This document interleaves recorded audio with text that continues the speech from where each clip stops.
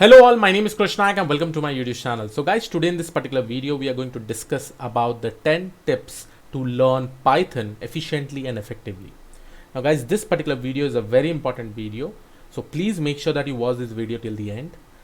Python has really become a very popular programming language because it can be used in machine learning, deep learning. It can be used in doing a web development. It can be actually used in creating APIs and many more things. So because of it, it is so much popular. And if you're planning to learn Python, guys, you should definitely have some kind of plan in your mind, like how you're probably going to learn it. Okay, so let's begin. I'm going to share you somewhere around 10 tips, and please follow this 10 tips efficiently to learn Python. Trust me, you will be able to learn it in an amazing way.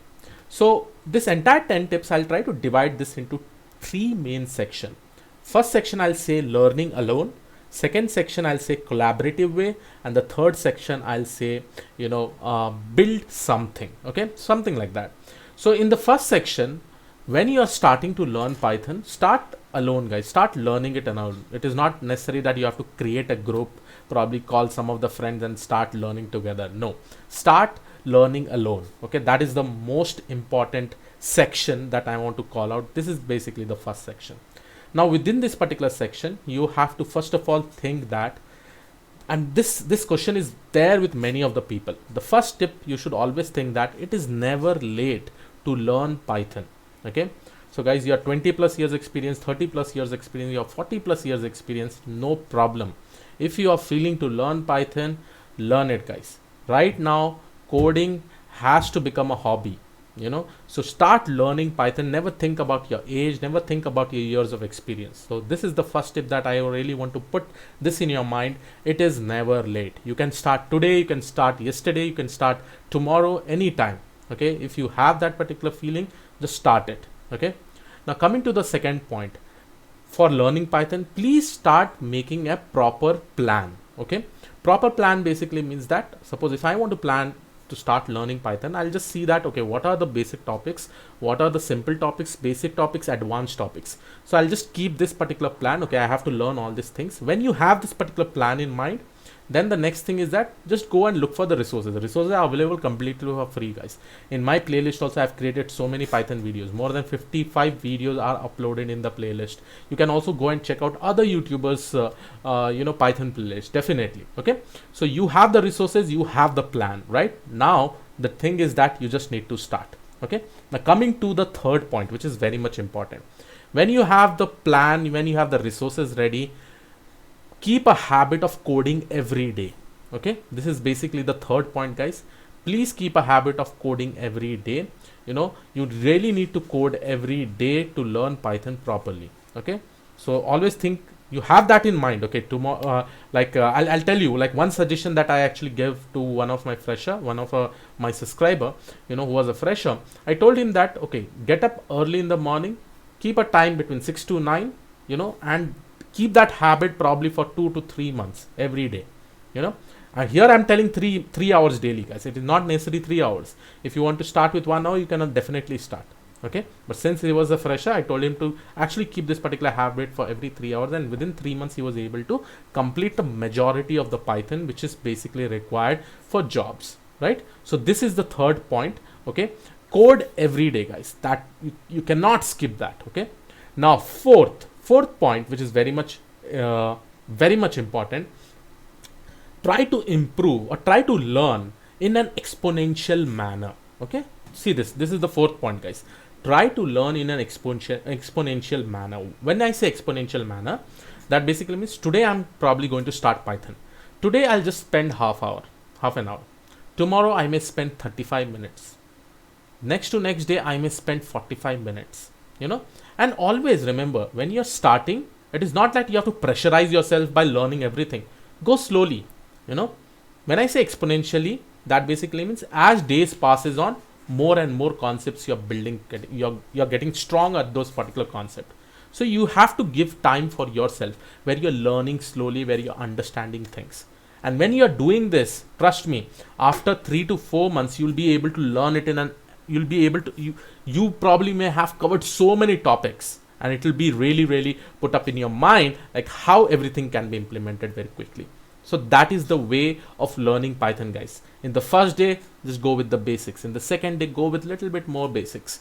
Try to cover this, and as you go ahead, try to move towards the advanced things. Okay, exponential manner, right? Exponential growth should be always there in everybody's career. That is the proper way of learning, but that is the proper way of growing. Okay, now this is the very important step, and this is my fourth point that I really want to make you understand. Now the fifth point comes that when you are trying to learn a particular concept, probably in Python, always try to understand the application. Okay, understanding or relating to an application will actually help you to learn much more efficiently. Okay, this is also pretty much important.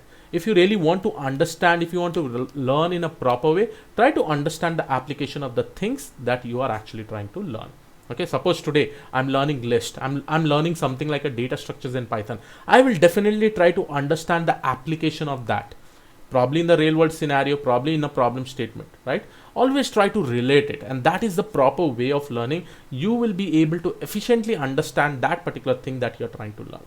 Okay, now coming to the next point, that is the sixth point, guys. Always take breaks. It is not like, guys, you really have to pressurize yourself. Don't pressurize yourself in anything. Take good breaks. Sometimes if you're sitting for 10 hours and probably you're learning, and there you have not taken break, that will actually decreasing your efficiency. If you take breaks, it will actually help you to increase your efficiency. Okay, now this is the sixth point that I really want to talk about. Now coming to the seventh point, this is the most important point. Focus on building skills on solving bugs. Okay, bugs basically means any kind of issues that come up when you are trying to learn Python. Try to see the error, try to solve that particular error, because syntax with respect to any kind of topics will be directly available in the Google, right? You will be able to search that in the Google, you'll be able to find out the solution. But whenever you face a bug, at that time I see many people struggling. Okay, so whenever you face a bug, never hesitate that. Try to solve it. Yes, it may take time. It may take 1 day time, 2 day times, but just try to solve it. When you have that habit of solving, trust me, in the real world scenario, when you go into the industries, you will be able to solve it much more efficiently. That is why I'm actually telling you, build your skills on solving bugs. Okay, this is basically my seventh point that I really want to talk about. And definitely in this point, I'd suggest never hesitate to Google. Okay, Google is your friend, guys. Try to ask each and every topic with Google. Suppose if you've forgotten a syntax, go and ask Google. Even now, I will definitely go and search in the Google for any kind of things that I want. I don't want to give strain to my brain, right? That is the most important. Now let's come to the main second subsection, which is called as collaborative way. We have already completed 7 points. In a collaborative way, what you can do after you complete the first section, like till here, after you have become good in solving bugs also, now you can work in a collaborative way, and you can actually make a group and you can start learning together. Because in a collaborative way, some of your friends may ask you some very good questions. Probably you may don't know about Python, and by that you'll be able to build your skills. Okay, so in the collaborative way, I'll say that there will be 2 points, which I'll talk about. The 8th point, that is make a group with others who are actually learning Python, and the 9th point will actually be start teaching, guys. Okay, start teaching. Now when I talk about teaching, teach in YouTube, try to share your knowledge in YouTube, try to write blogs, try to teach, try to give classes to everyone, anything that you can actually do. By teaching also, you can definitely improve your Python skills. Why I'm telling you? Because there will be so many questions that will be asked by students who are learning along with you. And that is how I also improved my Python skills, probably machine learning skills and deep learning skills. That is very, very much important, right?